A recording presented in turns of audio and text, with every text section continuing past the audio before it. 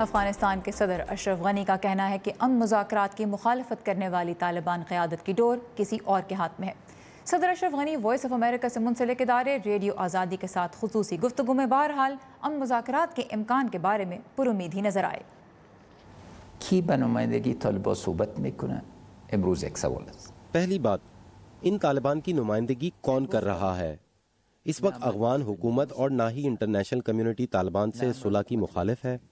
طالبان کے مد مقابل افغان عوام اور افغان اور اسلامی دنیا کے علماء ہیں۔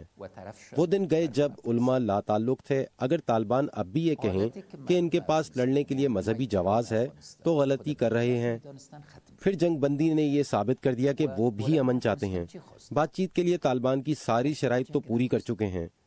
اس وقت طالبان سے مذاکرات کی صورتحال کی مثال ایسی ہے جیسے کسی لڑکی کا ہاتھ مانگا جا رہا ہو، لیکن وہ بار بار انکار کرتی ہے، لیکن آخر کار مان لیتی ہے۔ طالبان بھی آخر مان ہی جائیں گے۔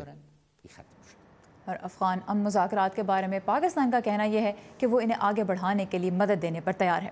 تاہم صدر غنی نے اس انٹرویو میں کہا کہ وہ پاکستان کی جانب سے اب بھی ٹھوس اقدامات کے منتظر ہیں۔ یوازینی معیار د ژمنو عمل دی۔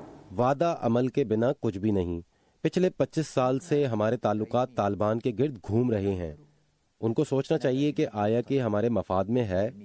آج آپ دیکھتے ہیں کہ نیٹو افغانستان پر ایک بین الاقوامی اتفاق رائے کرانے میں کامیاب ہو گئی ہے۔ کیا پاکستان کے بارے میں ایسا کوئی اتفاق رائے آپ کو دکھائی دیتا ہے؟ یہ ان کے اپنے قومی مفاد میں ہے کہ وہ اپنی پالیسیز کا اثر نو جائزہ لیں۔ امن منصوبے اور جنگ بندی سے ثابت ہو چکا ہے کہ ہم دیر پا امن کا قیام چاہتے ہیں۔